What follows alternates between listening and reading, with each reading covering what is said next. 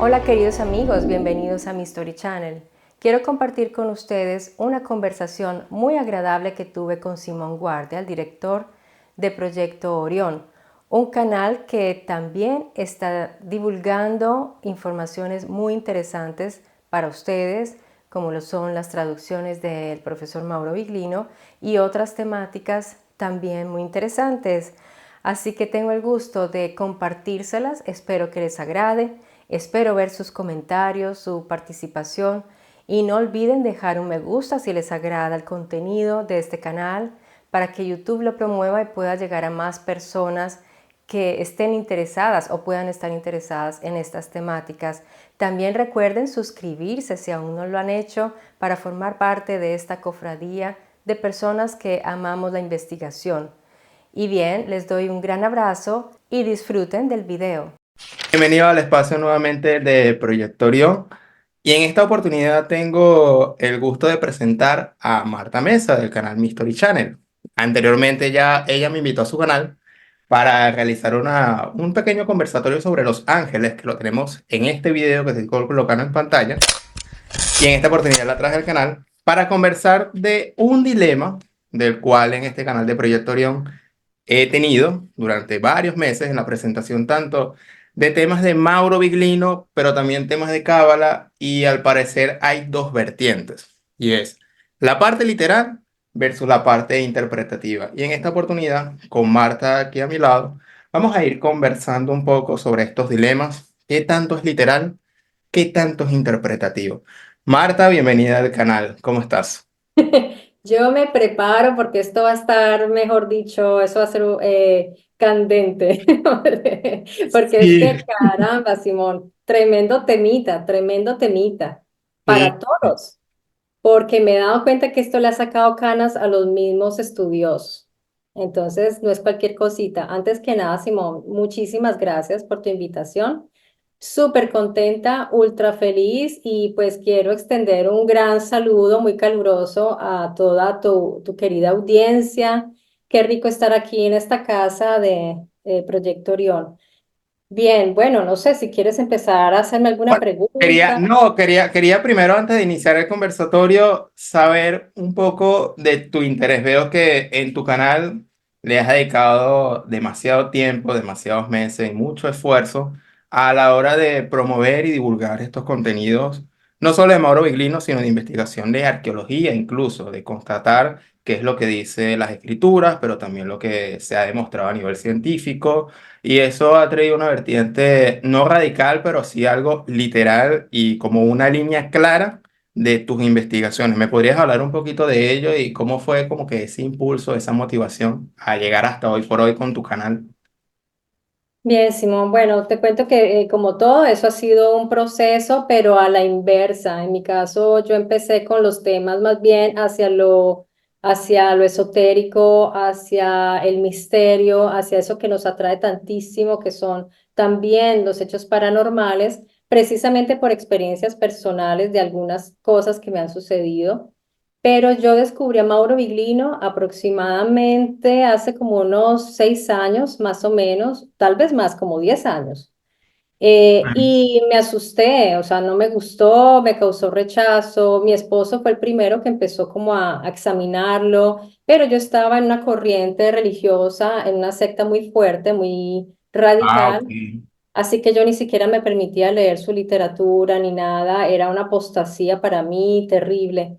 Pero mira, con el tiempo me fui liberando como de esa jaula mental, empecé a leer, a tomar libros, a interesarme y yo abrí el canal, como te digo, en la época pues de la famosa, bueno, de la pandemia más bien. Sí. Empezamos tantos en esa época y empecé allí.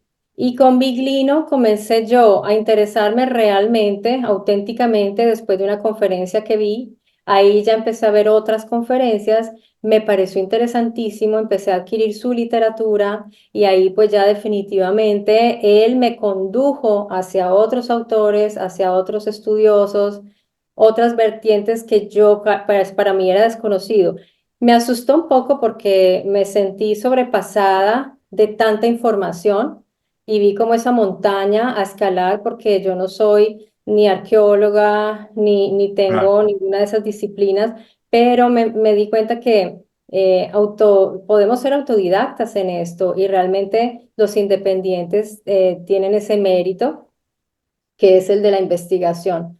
Entonces, poco a poco me he ido adentrando y todavía falta muchísimo, o sea, el camino está adelante. Me sorprende un poco porque cuentas de que comenzaste primero por la parte interpretativa y no Exacto, comenzaste por la parte literal que según nos puede dar exacto. esa imagen de que no, toda la vida te dedicaste a la parte literal o la parte de la investigación más. Para nada. Lineal. Imagínate, exacto. Eso es interesante ese punto y me gusta que lo toques porque de hecho es un proceso al cual muchas personas le tienen mucho miedo porque es como soltar esa parte de sus creencias. Yo sí tuve que hacerlo. Primero lo hice para desintoxicarme de toda esa manipulación y ese lavado de cerebro que me habían hecho. Ok. Entonces, eso preparó el camino para poder hacer borrón y cuenta nueva y ya poder tomar la Biblia sin ese, digamos, esos dogmas y esos filtros teológicos. Y eso fue lo mejor que me pudo haber pasado porque entendí realmente que allí estaba en mis manos leyendo algo que nunca había leído. Había siempre leído con esos filtros. Mira, me hace pensar mucho sobre el tema de los filtros, ya entrando más en tema, y es la cuestión de, ok, a nivel más que todo suramericano, latinoamericano, somos personas muy pasionales, incluso tú eres de Colombia, tengo entendido, pero resides en Italia. Sí, Y claro, yo he visto que, por ejemplo, estos temas de investigación son más aceptados tanto en Estados Unidos, pero también a nivel europeo. Como que no tienen ese asunto tan pasional de defender creencias. Son más laicos en ese sentido. Pero curiosamente, desde México hasta Argentina, vemos una cuestión pasional hacia el tema de las creencias, hacia el tema del simbolismo, hacia el tema de buscar algo oculto, de las creencias. Entonces, partiendo del hecho de que comenzaste precisamente desde la parte interpretativa, ¿qué sientes tú del por qué el ser humano tiende la necesidad de interpretar en este sentido y no solamente se conforma con lo que lee? ¿Qué pasa ahí? pues que de todas maneras a nosotros tenemos que pensar que culturalmente, y es muy curioso lo que tú dices, es interesante que en Sudamérica, en toda la América en general, donde llegan precisamente los europeos a inculcarnos una religión que no tiene nada que ver con nosotros, una cultura totalmente distinta, y cómo la defendemos a capa y espada. Bueno, yo me excluyo ya, Ok, pero hay ese apasionamiento realmente, pero nuestra formación desde muy pequeños tiende a ese simbolismo, a esa alegoría, porque yo me acuerdo que desde pequeña siempre se me habló del simbolismo de la Biblia. Desde niño ya te están inculcando a lo espiritual, también a ese mundo espiritual que no, que es invisible. Y en Sudamérica tenemos ya mucho esa tendencia también ya arraigada. Así que eso tomó mucha fuerza. Lo difícil es ah, desaprenderlo. Lo difícil es demostrar, y hoy vamos a, digamos, yo quiero hacer una premisa. ok. Antes de todo, quiero aclarar que esto se hace en total respeto hacia las creencias de las personas que estén viendo este video y que no se está pretendiendo de tener una verdad absoluta y que tengamos la razón. Absolutamente no, no se trata de eso, pero vamos a exponer evidencias que nos pueden llevar a pensar que realmente, y yo estoy convencida de eso sí lo puedo decir, la Biblia es un libro que se debe leer como todos los otros libros. Ok, ¿Y cómo se leen los otros libros? Los otros libros se leen en primera medida de modo literal, porque los mismos hebreos y las mismas personas que creen en esos niveles de lectura, que han dicho que hay unos niveles de lectura, ellos dicen que el primer nivel es el literal. ok, Entonces, ¿por qué pasarnos ese derecho? Yo diría que el primer nivel, que es el literal, es el primero que hay que analizar. Y ese literal nos lleva a una serie de hipótesis muy interesantes que son las que está tomando Mauro Biglino y otros muchos estudiosos que se han dado cuenta que si nos quedamos en ese, entre comillas, nivel literal de la Biblia, vamos a descubrir que ahí hay respuestas.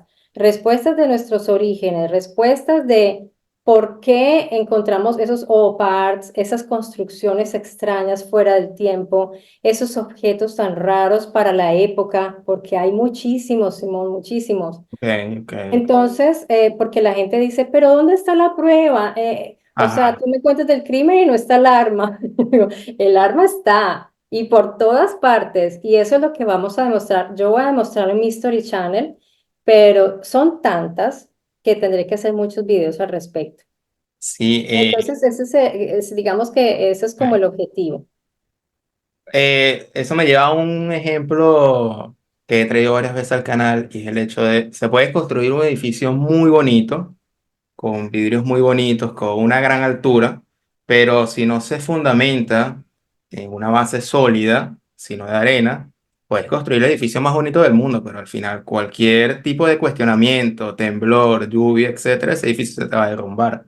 Creo que por ahí sería más que todo tu énfasis de que, bueno, puede haber distintos tipos de enfoques o lecturas hacia un texto, pero primero el principal sería el literal en este caso.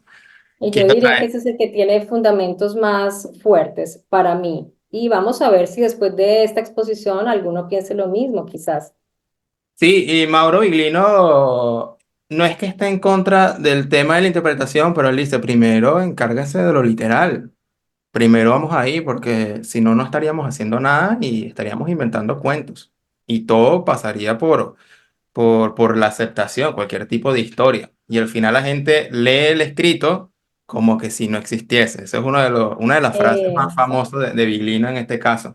Y, como que, y exacto, entonces Nina. crean cultos hacia la Virgen María o creencias como el limbo, creencias como el infierno, y cuando uno ve el texto, eso no está ahí. Y uno creyó toda la vida que eso estuvo en el texto porque un padre o un líder o alguien con una supuesta autoridad lo dice, ah, no, si él lo dice porque lo leyó y resulta ser que uno no lee, eso no existe, es algo increíble, es Es algo algo increíble. increíble, sí, así es. Sí, Tienes toda la razón. y quería traer tres casos, quizá me puedes traer más casos en tu intervención, pero vamos a ir con tres casos, voy a ir primero con tres casos, que sería el tema de lo literal y lo interpretativo. Por ejemplo, tenemos el caso de Dan y Eva. Ujú, Se dice que el Nahash o la serpiente no hablan, es decir, no habla, una serpiente no habla, pero en el texto tenemos que habla. Entonces se da por supuesto, no, eso es interpretativo.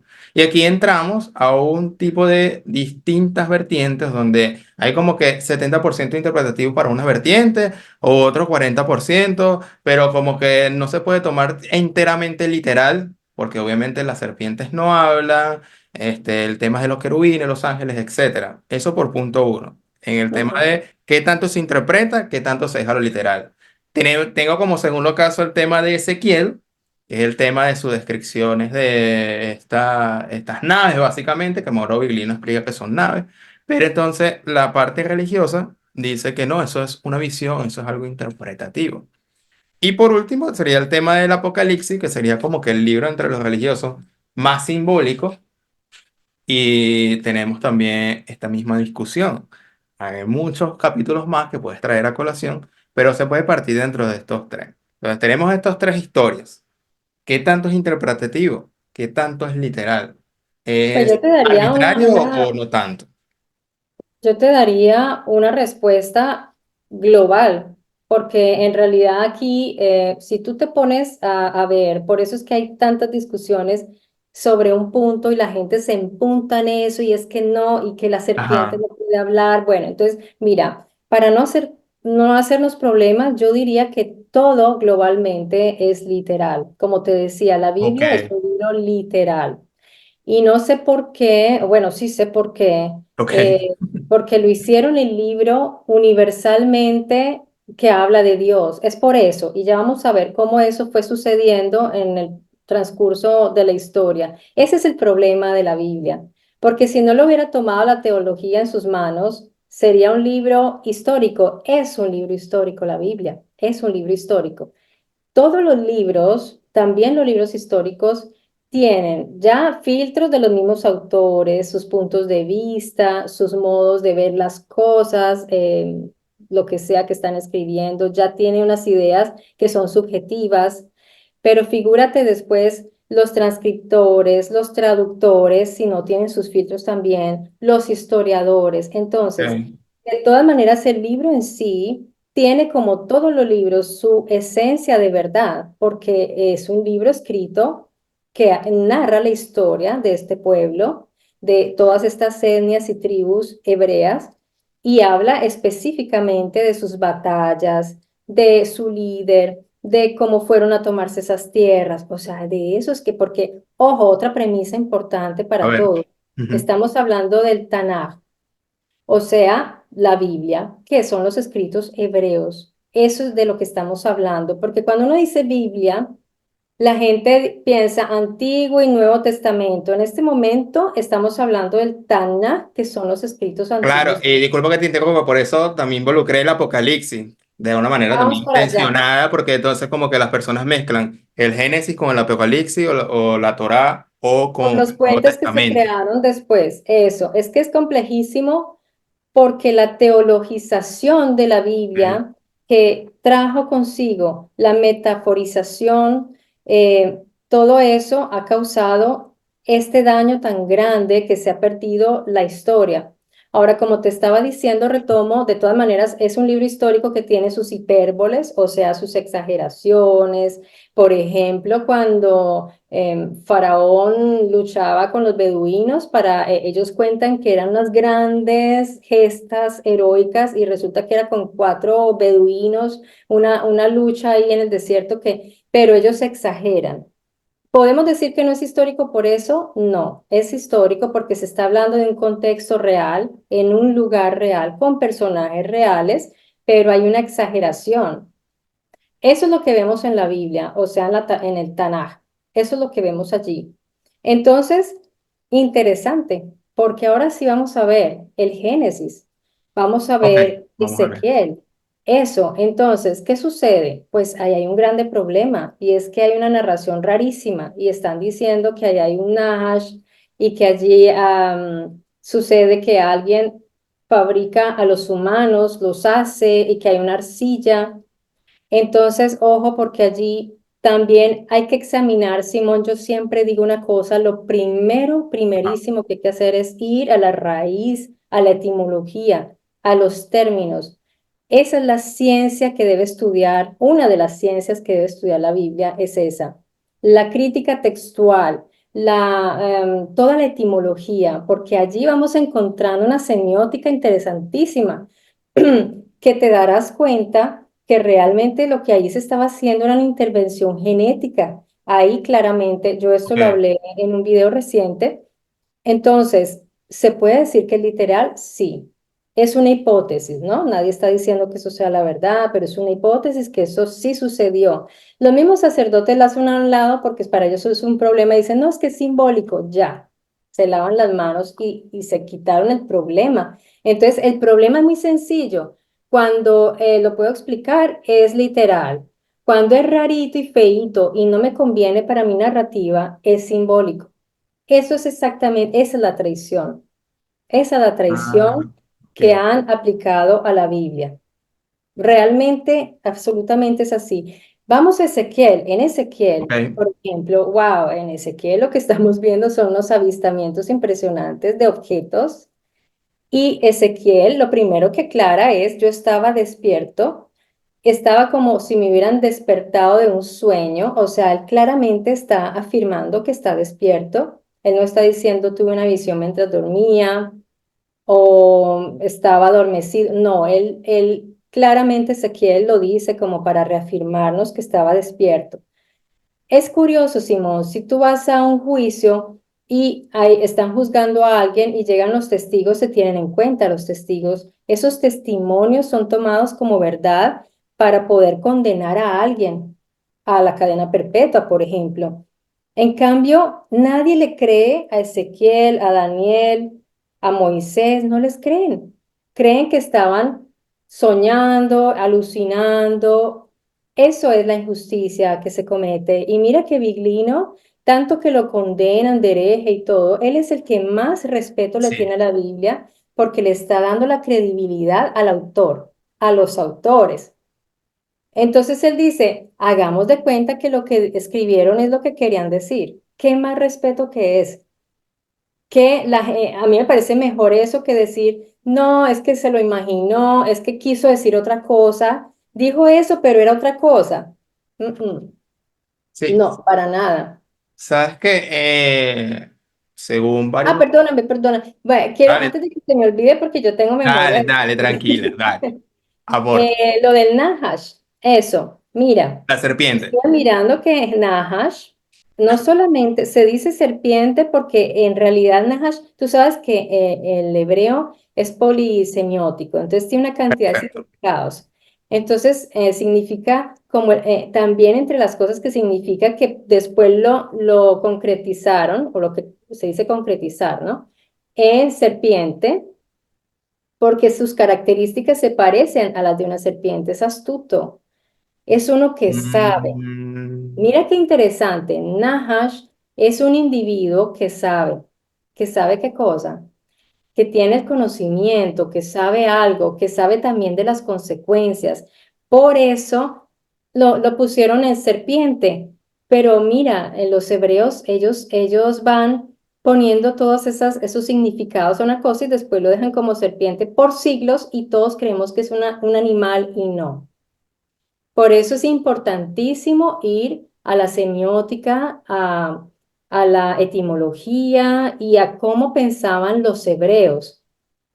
Mira, por ejemplo, el pensamiento hebreo, estamos hablando de que cuando se empezaron a compilar, a escribir, a compilar esos libros son 2000 años antes de Cristo.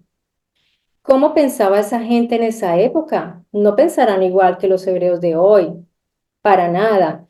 Esa gente en esos lugares, todas esas tribus y todas esas etnias, ¿qué pensaban? Y cómo escribían y cómo decían y qué veían y cómo describían las cosas. Ellos no estaban pensando en teología en ese momento. Ellos tuvieron su Elohim, que era claramente un comandante militar, este Elohim, muy concreto todo. Ahí en el Tanaj, por eso tú no encontrarás nada espiritual. Ahí todo es muy, muy carne y hueso, muy concreto. De hecho, el término teología es griego. Y si tú vas a ver, si no hay un término en hebreo que identifique un teos, un Dios, un teo, es porque no existe el concepto. Entonces, si no hay concepto, no hay término.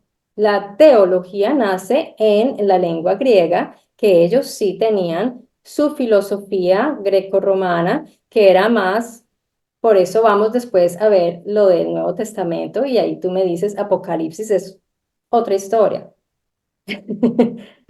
El tema de teología de la palabra teos, que viene, sería después Dios, y cuando lo vamos en la parte hebrea, eso es como que las primeras explicaciones de Mauro, que esa palabra no existe, que es la que se usa es Elohim, y Elohim no tiene el mismo concepto de Dios, por lo tanto, si no existe la idea Totalmente o la distinto. palabra, no existe el concepto, por lo tanto se desmonta toda la teología. Exacto. De repente se refiere a un tipo de deidad o distintas deidades o seres que tenía un poder, que por alguna de las traducciones serían los poderosos, pero en ningún momento serían seres espirituales, ese tipo de cosas. Entonces, en el mundo hebreo, según varios estudiosos, no existía toda la carga metafísica, toda la carga espiritual o intangible del más allá, eso no existía. En tu opinión, entonces, ¿qué sucedió desde los orígenes del Génesis para que luego, poco a poco, incluso luego del exilio de Babilonia, que después agarraron como que esas costumbres que ya ellos tenían en Babilonia, cuestiones del bien y el mal, Eso. ángeles y demonios, etcétera, hasta llegar a un Nuevo Testamento o siglo o décadas antes, ya con una mentalidad de ese judaísmo ya más del más allá? ¿Qué pasó en esa transición? Porque, y con esto concluye la intervención. Cuando tú dices, vamos a ir a la parte de los judíos o de la real traducción o del hebreo para dar con el término, entonces yo voy y le pregunto a un judío, pero resulta ser que este judío, por ejemplo, como Mario Sabán, me habla, sí, del término, pero resulta ser que le mete cábala. o le mete Ujú. toda una connotación no cristiana, pero sí de un judío Esotérica. místico, de un judaísmo místico, que es Ujú. distinto, pero al final habla de un más allá. Entonces, Claro. vaya, una u otra forma me están redirigiendo a un más allá que, como al inicio del texto del Tanakh, simplemente su mentalidad no lo tenía. Y que es una malinterpretación, por ejemplo, de la palabra Nahash, como tú estás diciendo bien, que ¿Mm? en su carga semántica tiene que ver con características de serpiente, pero no es que realmente sea una serpiente, sino que es un individuo Exacto. con todas esas características. Entonces, ¿cuál es esa transición, en tu opinión, para llegar de no tener un más allá en absolutamente nada a tener una carga mística y todo lo demás, incluso dentro del mismo judaísmo, que deberían ellos mismos defender la parte literal, pero veo que no es así. Exacto, mira qué bonito esto, que tú te intereses en esto y de esto deberían interesarse, pero desafortunadamente esto que hoy les estamos diciendo a tus amigos y Mm. no todo el mundo se los va a decir, muy pocas personas lo van a hacer porque cada uno defiende sus intereses. Esa historia tiene una transición muy interesante que lleva, son milenios desde esos pueblos allí, esas tribus, como te decía yo, esas etnias que se van formando, que tienen distintas proveniencias. Luego ellos son llevados, como bien dijiste tú, a Babilonia, pasan un tiempo allí, allí se empiezan a escribir algunas cosas, ya ellos van absorbiendo y ya esos pueblos también más antiguos ya traían algunas cosas.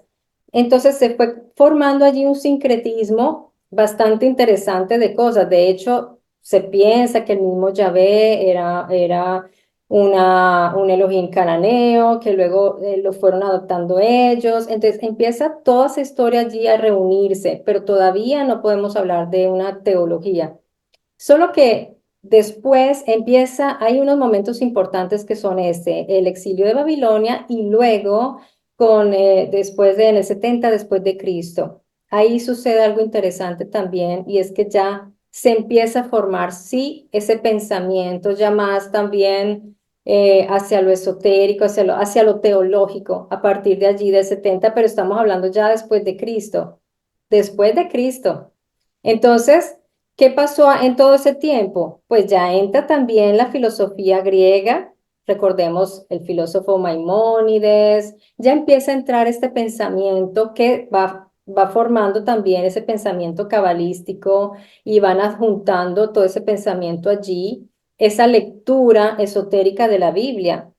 También se empieza a formar el Talmud, que ya es una tradición rabínica. Recordemos que cuando el Elohim estaba en contacto directo con Israel, pues los sacerdotes quienes eran los que le servían, los que le brindaban un servicio a este Elohim, pero con el tiempo la clase sacerdotal se vuelve importantísima y toma un poder grandísimo. ¿Ellos qué dicen? ¿Qué hacemos?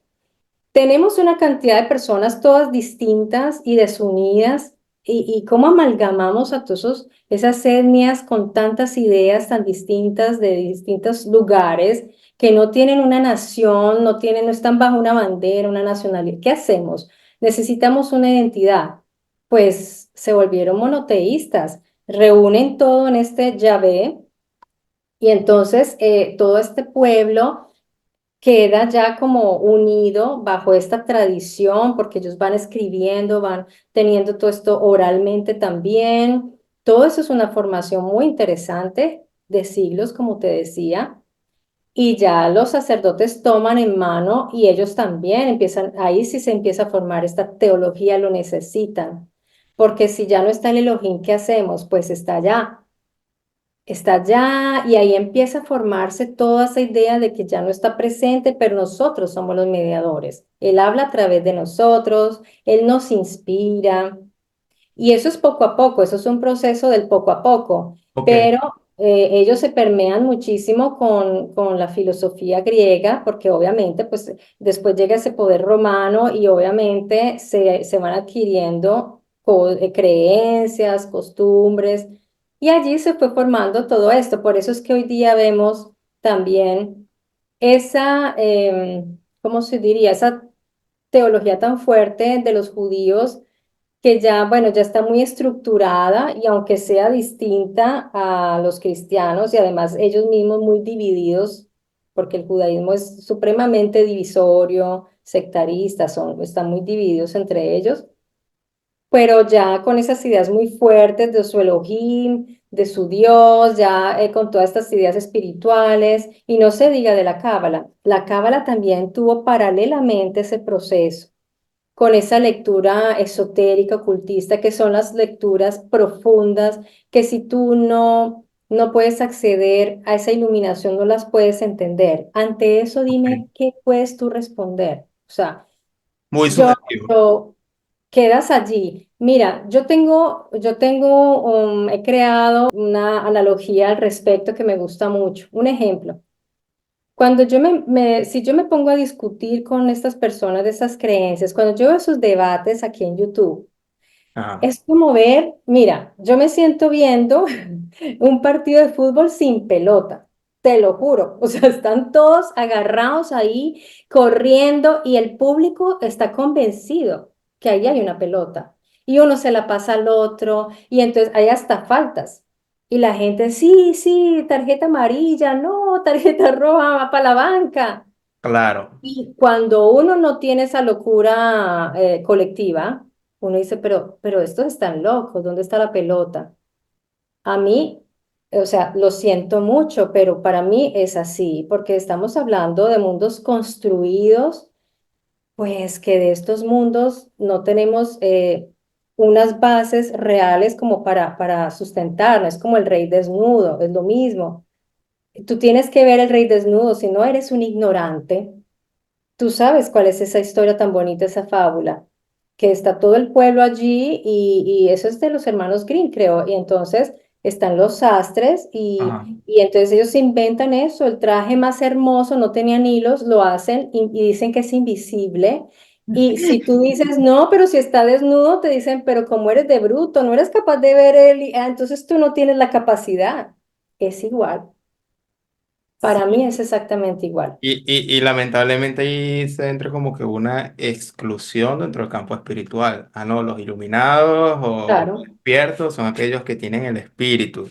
Pero resulta ser que de estas 10 denominaciones, ya sea cristianas o judías, que dicen tener el espíritu, le dictan distintas cosas. Y si lo colocamos en un mismo cuarto por 10 minutos o una hora, entonces no era que el espíritu le dictaban cada uno y no se supone que el mismo espíritu, el mismo Dios y el mismo libro en el cual ustedes creen. Imagínate. Y al final cada uno saca una interpretación. Entonces, de esos 10 9 deben estar equivocados porque se supone que la verdad es una. Entonces, con esos silogismos lógicos, esos razonamientos, fácilmente se puede como que desmontar un poquito el tema de esa parte de la interpretación. Me llama la atención porque, por ejemplo, una de las enseñanzas que parece muy bonita es el tema Ujú, de Elías, el profeta Elías y la tsunamita. Básicamente esta historia es que la tsunamita quería que el profeta Elías se hospedara en su casa. Pasó una vez y la tsunamita quería llamarle la atención. Pasó segunda vez Elías, hasta que una tercera, creo que es así, entra y la tsunamita le dice, te tengo un cuarto para que te hospedes, y te preparé pan, y te preparé vino, te preparé una mesa y una vela para que puedas hospedarte. Entonces Elías ujú, pasa, sube a la habitación de arriba, se queda y como agradecimiento al profeta Elías al día siguiente le dice, ¿qué puedo hacer por ti? La tsunamita le dice, no, yo no te estoy pidiendo nada a cambio. Al final, Elías, como agradecimiento, le dice, dentro de un tiempo vas a quedar embarazada. Entonces, tenemos esta parte literal, muy bonita la ujú, historia. Pero ¿qué dicen los cabalistas o estas ujú, personas que interpretan? No, lo que pasa es que Elías es el espíritu, la tsunamita y la casa eres tú, del cual el espíritu tiene que, para habitar en ti, tienes que hacer mérito, del cual el trabajo que hizo la tsunamita arriba, de poner la mesa, el agua y la vela, es la preparación mental para que el espíritu suba a las zonas superiores de la mente. Entonces, ujú. al final, luego de que el espíritu trabaje ahí, como hizo el profeta Elías, al día siguiente, el resultado de que el espíritu habite en la parte superior de tu mente es que nazcas de nuevo. ¡Wow! ¡Qué hermosa interpretación! Entonces Ujú. aquí esto, Eso eh, es interpretación. con este ejemplo, tú dices, ok, de repente le sacaste una moral o una alegoría bastante interesante y tal, pero ¿hasta qué punto? Porque si vamos así, todo y cada uno de los textos se interpreta hasta cada palabra. Entonces, ¿qué sucede? Y es una de mis críticas personales Mm, al tema interpretativo, es que, por ejemplo, cuando leemos temas como el Levítico, el Éxodo, incluso el mismo Génesis, cuando se muestra la ira y la venganza de este Yahvé, donde exterminen a todos, entonces ujú, básicamente no, los gentiles, por ejemplo, no es que sean gentiles de verdad, sino que los gentiles hay que interpretarlo como que hay que identificar nuestra parte animal y hay que exterminarla. Entonces, da la impresión de que aquellas cosas horribles mm, de la Biblia simplemente hay que interpretarla y que esa es la capa literal donde los neófitos o los no iniciados se van a perder un montón de discusiones y donde los cabalistas o los ujú, justos, que son los sadik, son los que tienen la alta interpretación y son los que no van a luchar. Entonces, esto me confunde un poco ujú. porque hay dos paralelas. Es como que la moneda oficial y la moneda de Claro, mercado negro. Y la claro gente, que confunde. Por sí, sí, supuesto, y es que cuando a mí me hablan de la gematría, por ejemplo, la cábala, las cábalas son unos documentos muy, ¿cómo lo llamaría yo? Porque es que hay una construcción allí complejísima. Ahí hay ok, ciencia, ahí hay física, ahí hay matemática. Entonces, yo diría que si uno no entiende de verdad, o sea, ¿para qué acercarse a eso? Porque es que resulta que las personas tienen que buscar entonces a un maestro. Entonces ese maestro te conduce. Yo diría ok. que entre Ujú. más literales somos, entre menos capas nos vamos metiendo, menos manipulables somos también. Es preferible. Ya yo digo una cosa, si nosotros queremos buscar una vida espiritual, eso debería ser algo muy íntimo, yo siempre lo he dicho, algo muy de nosotros. Y si realmente tú crees que hay un Dios que te escucha, que te siente, que te ha creado, pues comunícate con Él directamente. ¿Por qué buscar mediadores? ¿Por qué hacerlo tan complejo? ¿Por qué todo eso tan oscuro?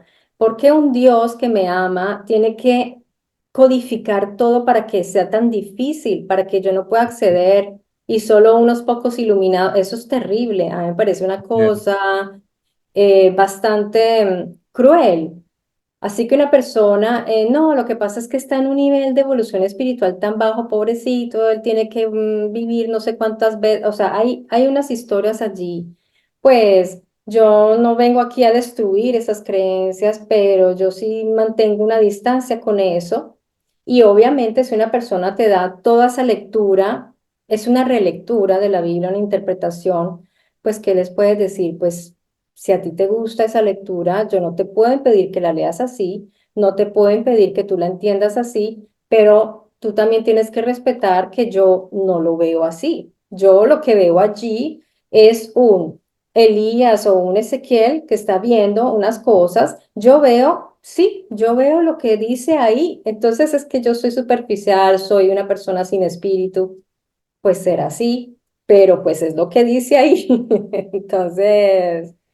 ¿será que es una casta especial? No sé, mira, hay muchas cosas en este mundo bastante raras. Yo lo que quisiera también es como llevarnos a un punto que es bastante importante y que no quiero que nos olvidemos de esto, porque una de las evidencias de que la Biblia es un libro histórico, que hay que tomarla en serio y que su lectura literal es la más importante, yo diría que es la única, es el hecho de que alrededor del mundo hay todas las culturas del mundo hablan de la misma historia. Ok, Entonces, ¿tú cómo te explicarías que un libro que es reinterpretado y que debe ser visto como algo alegórico, pues resulta que también se repite en culturas tan distantes de Medio Oriente, Oriente Próximo, Oriente Lejano, Asia, África, el norte de Europa, en las Américas? ¿Cómo es posible eso, Simón? Ahí está la alerta y ahí es donde hay que mirar que realmente hay una historia que se ha mantenido oculta por eso, porque se ven cada historia como aparte, ¿no? Pero es inevitable ver las cosas tan iguales como, por ejemplo, el caso de los sumerios, de su diluvio con el diluvio de los hebreos y con esas inundaciones de las cuales hablan otros pueblos también. tan lejanos entre sí en tiempos donde ni siquiera tenían contacto entre sí. Ok. Eso es un punto importante. Me- Entonces, no estamos hablando de un libro así. Mira, la Biblia ni siquiera, el Tanaj en ninguna parte se autodefine como un libro simbólico. En ninguna parte dice que es el libro universal. O sea, todos esos significados, resignificaciones se las han dado después. La teología, tengamos en cuenta, vino después. No es un pensamiento original. Sí, hubo una teología temprana, digamos que llamémosla así, una prototeología, que de pronto ya los pueblos estaban hablando quizás de su relación con la naturaleza, los fenómenos de la naturaleza, si lo queremos ver así. Pero se puede hablar de teología en eso, porque si nosotros vamos a ver los términos que definen teos, ¿de qué hablan? De planetas, de luminiscencias en el cielo. La palabra teo significa velocidad, rapidez, también alimentar, también significa como liderar, gobernar. Entonces, digamos que fueron relacionando muchas cosas que ellos vieron en su cotidianidad, en su mundo, y eso después lo fueron convirtiendo en una cosa, en una narrativa teológica. Entonces, no nos dejemos engañar, porque lo que nosotros interpretamos hoy como hombres contemporáneos es muy distinto a lo que esos autores en su momento nos querían decir. Y no es justo hacer esas interpretaciones. Realmente me parece una injusticia para con ellos mismos. Claro. Por ejemplo, aquí en Occidente, porque se toma en cuenta tanto el Nuevo Testamento como la Torá, o como le dicen erróneamente el Viejo Testamento, es el tema de que, obviamente, en el Apocalipsis dice el que le quite una tilde o le quite una palabra de este libro, casi como que anatema o su nombre no estará escrito en el libro de la vida, etcétera, etcétera. Entonces, cuando se une o se cree de que todos los libros es como que una lectura lineal que se debe tratar como una verdad, obviamente se tiene esa idea cincelada en la mente y se crea toda esta teología montada entre el Nuevo Testamento, pasado ahora al Antiguo Testamento, donde muchos cristianos creen que muchas de las lecturas del Viejo Testamento, de la Torá, hablan de Jesús, hablan del fin de los tiempos, hablan de cosas futuras y espirituales, que claramente Ujú. sí. Y es que tuvieron que ser, Sí, para hacer cuadrar todo. sí, y mencionaste el tema de los sumerios. Y, y me gustó mucho ese punto, porque es una de las demostraciones, precisamente ese punto, de que las historias que cuentan en Asia, las historias que cuentan en África, las historias que cuentan en distintas culturas son semejantes al Génesis de la Biblia. Hay una postura que habla César Silva que no necesariamente tenga que ver con plagio, sino que se llama una contrahistoria, que tiene que ver con Ujú. que, bueno, los judíos recibieron todas las enseñanzas o el folclore de culturas anteriores, entre ellas la sumeria, Exacto. la Babilonia, y ellos como que hicieron con ese génesis que empezaron a hacer o reconstruir en la era de los babilonios en el 500 antes de Cristo y decir, ok, el génesis de esta manera, pero nosotros lo vamos a escribir de esta otra forma. Es por eso que en muchos aspectos se parece demasiado a las historias de otras culturas, pero tiene también elementos naturales. Más allá de la conversación de que si eso es plagio o no, o contrahistoria o no, cómo ves tú el punto de vista de que los judíos realmente hicieron el rescate de toda su historia desde el Génesis, o más bien ellos escribieron una propia historia para realzar, digamos, su pueblo sobre otros pueblos y llevar su Dios sobre otros dioses y quizás inventar o exagerar escenarios que no existieron? Porque en este momento estoy colocando en pantalla una pequeña declaración de un judío cabalista llamado Albert Goslan, donde indica Ujú. de que los patriarcas sí existieron, pero que las historias montadas a los patriarcas fueron una invención. Esto mismo lo dicen los judíos, los cabalistas. Dice que no debemos tomar literal la Torá. Entonces, históricamente, ¿pasó o no pasó lo que cuenta la Torá. Por ejemplo, como Moshe nunca mató al egipcio, o si lo mató, Pinjas no mató a la mujer pagana, David no mató a Goliat. Gracias por su respuesta. Los patriarcas existieron, pero la Torá es un mensaje que viene del cielo. Y el mensaje que viene del cielo viene codificado y vestido de historias. Entonces sí que los personajes existieron, pero las historias son códigos que hay que descifrar, porque esa historia protege una sabiduría muy grande. Igual que la cáscara de un plátano protege el plátano, la cáscara de una naranja protege el jugo de la naranja, el zumo de la naranja. Pues las historias protegen una sabiduría que no se puede poner encima de la mesa sin una preparación. Entonces, ¿que existieron los personajes? Sí. ¿Que las historias que hay en la Torá son una envoltura? Así es. Entonces eso me hace pensar de que en la época de Esdras, en la época del exilio de Babilonia y todo ese, entre el 600 y el 400 antes de Cristo, no hicieron una fiel descripción de la historia para estudiarla como un libro de historia, sino más bien fue un escrito a conveniencia donde mutilaron algunas cosas y exageraron otras. ¿Qué tienes tú al respecto de investigaciones a este punto, Marta? Lo que yo he visto es que no me parece, no me gusta llamarlo plagio. Al inicio llegué a pensar en eso, que la copia. No, no, no. En realidad es que fueron, como te decía, todos estos pueblos y etnias y todas estas personas fueron recogiendo relatos que también les pertenecen, porque los pueblos semíticos, pues, vienen todos de esa lengua semítica, entonces es parte de su cultura. Es muy difícil diferenciar. Y lo que contaron los sumerios va siendo como una herencia también narrativa. Lo que pasa es que también hubo de lo otro que dices tú.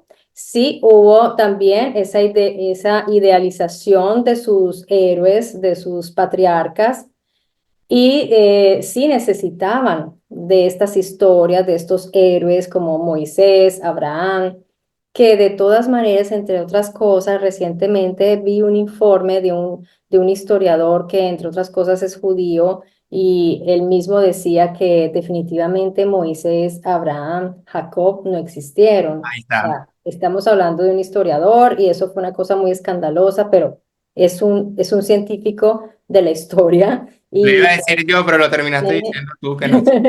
tiene sus bases. Por eso es que Viglino dice, hagamos de cuenta porque es que volvemos a lo mismo. Ese libro debe tener también muchas cosas, tiene una esencia histórica. Por eso podemos decir que es un libro histórico, tiene una esencia histórica, es de un gran valor y es de un valor enorme para los historiadores que de ahí pueden extraer la historia de todos esos pueblos y por eso tiene ese valor, pero no nos podemos olvidar de que también hubo exageraciones y hubo un tomar de historias que eran de otros pueblos más antiguos que ellos, y eso es mutuo. O sea, ellos iban tomando pues de unos y otros y se fueron apropiando. Para mí más plagio es lo que hizo el cristianismo. Ok. O sea, esa mezcla, sí, esa mezcla que se hizo allí, ese tomar, lo que se hizo en ese concilio fue una cosa bastante importante, grave, no sé cómo llamarla, porque se tomaron estas creencias romanas que para los judíos pues son creencias, ¿cómo se llama? Paganas, se juntaron y hay una mezcla tremendo, una mezcla que ya pues eso es, perdóname la expresión tan vulgar, pero es un zaperoco, o sea, eso no se entiende, y sin embargo ahí está, y nace y surge la iglesia cristiana católica romana, y es la institución que tiene ese poder tan grande y que tú los ves sentados muy contentos abrazándose con los judíos. O sea, hay cosas muy extrañas últimamente, esa reunión de fe A mí no me gusta eso, ver esa unión de fe y esas cosas, esos poderes ahí reunidos con unos intereses políticos, porque si nosotros hablamos hoy de la Biblia no es porque es un libro interesante, nosotros hablamos de esos libros que conforman la Biblia porque resulta que son la base de la economía, de la estructura social, moral de la sociedad, de lo que es hoy el sistema. Por Claro. eso es tan importante hablar de esos libros, porque eso no sucedió con el Corán ni sucedió con los Veda. Estamos hablando de estos libros que han sido, sobre ese libro se jura, los presidentes juran con la mano sobre, entonces mira que no es cualquier cosa. Por eso es importante que la gente se informe y sepa qué hay ahí escrito y pues ojalá que empiecen a leerlo con un ojo crítico y no con el ojo del dogma, porque el dogma ahí no tiene nada que ver. Hay unos intereses muy grandes que se manejan a partir de esos escritos. Por eso es que no permiten que se caigan, por eso es que no les gusta un biglino, no les gusta la gente que está hablando de estas cosas, porque en el momento en que la gente ya entienda que ese libro debe ser leído como cualquier otro libro y no como un libro sagrado, se les cae el castillo, se cae el sistema y eso es muy peligroso. Es lo mismo que sucedería, Simón, si mañana nosotros salimos de nuestra casa y vemos 5 naves nodrizas. Es exactamente lo mismo. Ahí se cae todo. Y yo creo que Ujú. hay tratos. Y yo creo que hay tratos porque hay, como te decía, hay intereses que se mueven desde hace mucho tiempo. Estos individuos seguramente tienen intereses todavía aquí, muy importantes. Ellos no hicieron lo que hicieron aquí para irse y olvidarse.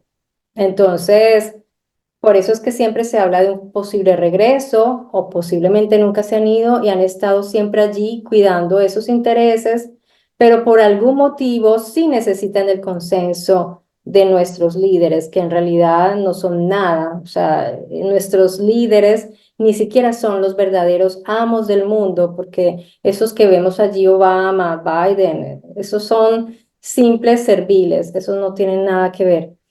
Sí, Están allí solo por imagen. y esto no es una cuestión de teoría de conspiración, sino como una simple investigación. Es decir, sigue el dinero y ahí vas a encontrar como que la verdad Eh, de quién mueve los hilos en realidad, porque todo se mueve como una sociedad capitalista bajo esos intereses. y es que hasta el dinero es un engaño tenaz porque nos han vendido unas ideas. Nosotros vivimos un mundo basado en una mentira muy grande. Entonces imagínate si no pueden mentirnos sobre un libro. Claro que sí lo pueden hacer. Nos han mentido respecto al sistema sanitario, nos han mentido respecto al sistema político y financiero, a todo, pero se sostiene muy bien y la parte de la religión es clave para ellos, por eso trabajan, no, digamos, no se acaban los unos con otros. A la iglesia daba fastidio un tiempo, tenía mucho poder, ahora está ahí paralela, ahí la dejan para que nos tenga controladitos, buenos, creyentes, porque en el momento en que se les salgan de las manos, como estos adamitas se estaban saliendo de las manos, es un peligro. Así fue lo que pasó.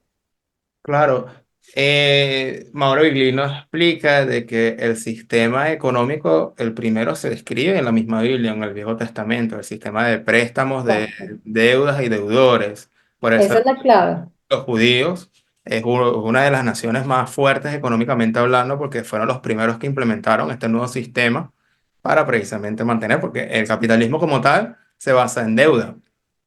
Y es muy Ellos raro tienen una mucho persona que no poder, tiene deudas. pero también están los ingleses. Esos poderes están en manos, pero de poquísimos, de poquísimos. Es un grupo muy pequeño, o sea que esa famosa pirámide tal cual, eso no es ninguna mentira, no es una fantasía, es totalmente real, lo de la pirámide. Sí, una pirámide de poder. Es que analizando la estructura social, mientras más avanzas, más creces, menos personas se reduce como que las oportunidades. Poquísimo. Y ese modelo lo repiten en las religiones. Yo me acuerdo que cuando estaban los testigos de Jehová, el cuerpo gobernante, así llaman ellos a sus líderes, que pues nunca los conocerías porque para conocerlos pues tienes que ser muy especial estar allá en la Watchtower y todo eso. No me acuerdo si eran 4 o 5, o sea, poquísimo los ungidos, o sea, los tocados, los elegidos. Y siempre se habla de elegidos. Entonces, ¿sabes a mí qué me recuerdan esas situaciones? ¿Tuviste Toy Story? Sí, sí. Ay, si no, no tuviste infancia. Bueno, pero tú estabas muy pequeñito, yo creo. 4 años o algo así, 5. Porque ya es viejito. Bueno, ¿te acuerdas esa escena de los que estaban los marcianitos en la maquinita donde tú coges los muñecos y que sale la garra? Sí, Esa escena es muy, muy, dice todo. Cuando ellos miran arriba y dicen la garra. Ellos no sabían que esa garra donde los iba a llevar es lo mismo. O sea, nosotros estamos allí y nos muestran cuando se habla de luz, por ejemplo, a mí todo eso, yo soy muy pendiente de los términos. Estas personas, por ejemplo, de estas corrientes espirituales, como los gnósticos, hablan tanto de luz, la luz, los iluminados. Hay que estar muy despiertos, muy conscientes de lo que se nos dice, de todas estas cosas, para no caer en todas esas iluminaciones y todas esas alucinaciones, porque de verdad que en eso es que nos tienen. Entonces ya estamos manipulados por un sistema de un poder enorme. Imagínate dentro de ese sistema los pequeños microsistemas que hay de manipulación, de lavado de cerebro. Estamos bastante, es un milagro que estemos cuerdos. claro. Fíjate, el tema de precisamente de los gnósticos, de la luz, la sombra, la trascendencia. Todo eso aparentemente no, pero mira el Viejo Testamento, también habla de un Dios creador, un Dios omnipotente, un Dios eterno, etcétera, etcétera, etcétera. ¿No podrías explicar resumidamente el desmontar esas palabras? Por ejemplo, la palabra eternidad en realidad no tiene que ver Ya, con Holanda, exacto. sino que tiempo remoto o incluso tiene que ver con espacio físico.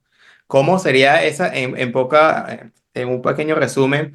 El desmontar, por ejemplo, esas palabras iniciales para después no referirnos al Viejo Testamento, que está hablando de un mundo espiritual, cuando en realidad está hablando de otros Ay, términos. es que el ejemplo que da Biglino es perfecto, el de si tú vas a leer una receta para hacer pan, pero no está la harina, los huevos, el agua, o sea, Ajá. no están esos términos, por lo tanto no están los conceptos. Cuando dicen que ahí está Dios, ¿dónde? Muéstrame el término que lo identifica, Elohim, Elohim. La etimología no es Dios, ni siquiera es singular, es un plural, son varios y no se sabe qué. O sea, son varios individuos, presumiblemente, porque piensan, actúan. Entonces, leer el contexto es la clave. Esa es la verdadera metodología para leer cualquier escrito y sobre todo la Biblia, el contexto. Ahí tú ves el contexto. Entonces te das cuenta que es que si este está hablando con Elohim y le dice que está enojado con él por esto, porque él guerreó contra este, entonces, ¿qué podría hacer? Tú tienes que ir analizando todo esto. Olam, por ejemplo, está mal Ok. traducido porque Olam es un lugar desconocido. Y si se aplica el tiempo, sería un tiempo desconocido. Entonces, cuando se habla de la duración de los Elohim, si es una duración olam o desconocida, es porque ellos duraban muchísimo, o sea, una larga duración, pero realmente no eran eternos. Entonces, aquí en la tierra nosotros tenemos ejemplos vivos de esa eternidad, porque nosotros tenemos tiburones que viven 500 años. Entonces, ¿cuántas generaciones de humanos mueren antes de que se muera ese tiburón? Pues esos humanos lo ven como eterno, no muere nunca. Después de 3 o 4 generaciones de humanos, pues van a decir que es eterno. Y hay animales todavía con más duración. Entonces, imagínate, hay un insecto que dura un día. Para ese insecto, ese animal es eterno, porque nunca va a haber la muerte de ese animal y generación después de generación, si escriben esos insecticos, pues ese animal es eterno. Es Olam, su tiempo de vida. Por eso yo repito, de ir a las etimologías, de buscar las raíces, de cuando hablamos de querubín, de querub, de seraf, todo eso, y por eso Biglino dice, no traduzcamos esos términos, esos términos que no estamos seguros para no caer en espirales de discusiones, que sí que está, que no que está, pues no lo traduzcas y entonces por fuerza tienes que leer el contexto y te vas a dar cuenta de qué estamos hablando, te va a dar la pista, el contexto. Marta, Ese es el método. sí, finaliza. Sí, no, terminé. Ok, ok. Marta, llegando ya a la finalización de esta conversatorio, más que una entrevista, es el tema entonces, ¿cómo tratar a esos comentarios? Porque por más que sea, en mi canal, yo por ejemplo te puedo traer a ti y eres una vertiente más literal. El día de mañana traigo una persona que es una vertiente totalmente distinta, que es una vertiente más interpretativa y me va a sacar más temas como el ejemplo que te di, como Eliseo y la Tsunamita, de que no, cada texto tiene una forma Lecturas. interpretativa, etcétera. Entonces, ¿cuál sería la recomendación de un balance en estas lecturas? ¿Y hasta qué punto o hasta qué límite tú colocarías para decir hasta aquí es lo literal? Y la pregunta es, ¿hay un más allá o hay una lectura, como dicen los cabalistas o los intérpretes, de la parte simbólica, alegórica? ¿O solamente hay que tomar la parte moral en dado caso? O para evitarnos esos escollos, simplemente es limitarnos hasta la parte literal y con eso tenemos suficiente. ¿Cómo es ese balance que podemos tener ante las múltiples preguntas o críticas de que si le presento algo literal, entonces hay una crítica que no estás dando tus opiniones o no estás dando la lectura moral o espiritual del texto? Pero si doy una opinión o algo muy personal, no, te estás alejando de la parte literal y estás inventando y estás colocando de tu propia cosecha. ¿Cómo Eso es va a este ser siempre balance? ¿Cómo así. Marta Mesa trata esos asuntos? Pues te cuento, Simón, que es imposible contentar a todos. Ok, No se puede. Y cuando una persona tiene un compromiso como lo tienes tú, como lo tengo yo, de divulgar, y más que divulgar, porque yo, en mi caso, estoy yendo más allá, estoy tratando de también mostrar evidencias, de ir un poco más allá en la investigación de las cosas y no limitarme a exponerlo, porque poco a poco tú te vas adentrando y tú mismo te vas haciendo un compromiso. Es imposible.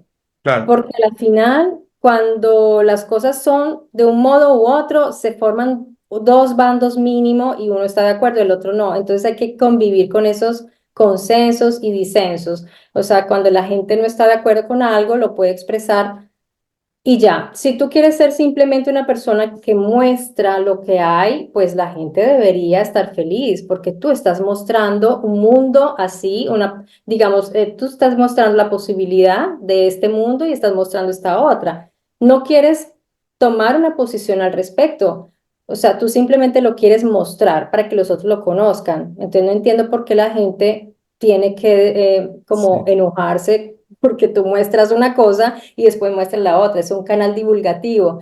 En mi caso, yo sí soy más radical, me he radicalizado pues en el sentido y obviamente estoy siempre bajo discusión conmigo misma, porque si yo me equivoqué o si hubo un descubrimiento nuevo que contradice lo que dije, tengo que exponerlo también. Estamos siempre bajo esa lupa, ¿verdad? claro, Pero si vamos a hablar de por llamarlo de algún modo espiritual, sería interesante ir a mirar tal vez porque ahorita hay una ciencia nueva que es la ciencia de la física cuántica y esa está abriendo un mundo de posibilidades. Claro, los que están felices saltando en un pie son los espiritualistas. Ahora sí! No, esperemos un poquito porque todavía hay mucho que encontrar. Estamos hablando de la antimateria, estamos hablando de la materia oscura, interesantísimo, que al inicio obviamente pues los científicos dijeron eso qué es, eso qué es, eso con qué se come, claro, pero y no querían como aceptarlo, pero ya se sabe que existe. Entonces hay una posibilidad de que sí haya unos mundos inmateriales invisibles, los hay, que son la materia oscura y está ahí. Ahí hay una puerta posible para quizás encontrar esos seres que a ellos tanto les gusta o de pronto esos fenómenos a los cuales yo tuve acceso alguna vez, como que se mueve algo como que tú ves algo. Entonces yo digo, puede estar ahí la explicación, ¿ves? Entonces, no se trata de negar que haya un mundo espiritual. Yo no hablo sobre un cuerpo espiritual de nosotros porque todavía no he leído bien al respecto, entonces no me atrevería jamás a hacerlo. Puede ser que tengamos un cuerpo sutil, puede ser que por ahí sea la cuestión porque todo es hecho de energía y hay energías sutiles, energías. Entonces, es interesante, pero es científico. No estamos hablando pues de cosas. Entonces, de todas maneras, con cautela, diría yo, con cautela. Y las personas que simplemente quieren conservar sus creencias, pues que las conserven. O sea, nadie se las quiere quitar y si tienen fe en algo, pues, y eso les hace bien, pues, excelente. No todos somos iguales. Hay personas que preferimos conocer las cosas y poner en duda las que no son confirmables, ¿no? Claro. Les invito al canal de Mystery Channel de Marta Mesa, donde Ay, gracias. ella toca temas, es decir, si aquí tocamos temas de Mauro Biglino de manera general, ella lo toca de manera estudiada, con base, con muchas fuentes que aquí no da tiempo para mostrarlas. Y es como que la parte más profunda de todo esto que hemos estado hablando aquí durante esta hora de conversación. También hemos conversado anteriormente sobre el tema de Los Ángeles, la parte más justa, una parte más detallada, de donde nace precisamente las terminologías y demostrar un poco la parte del mito y la parte del montaje que se hizo a nivel religioso sobre estos seres, que al final concluimos que eran unos hombres, guerreros, etcétera. Es decir, un montón de temas que obviamente la Hay persona... también máquinas allí, o sea, Claro, de las naves, del Ruach, es decir, un montón de temas que obviamente es la voluntad de la persona, si realmente les gusta estos temas y quiere claro, profundizar, es que le va a invertir tiempo a esto porque obviamente no lo va a conseguir ni en un tutorial, ni en un video, por ni en un supuesto. libro. Eso es tiempo, dedicación y también del gusto y de la cercanía que tenga esa persona en estos temas que son de misterio, pero en realidad es lo que nos envuelve día a día como los mismos temas de filosofía. Gracias por aceptar la invitación, Marta. Gracias a ti, Simón. Muchísimas gracias. Y Y está hasta abierta pronto. sí, está abierta las puertas para que vengas por lo menos una vez al mes y así también yo a tu canal y así seguir conversando de distintos temas que Genial. esto da para rato. Qué bien, Simón. Gracias. Un abrazo. Hasta Cuídate. pronto y nos estamos viendo en una próxima ocasión.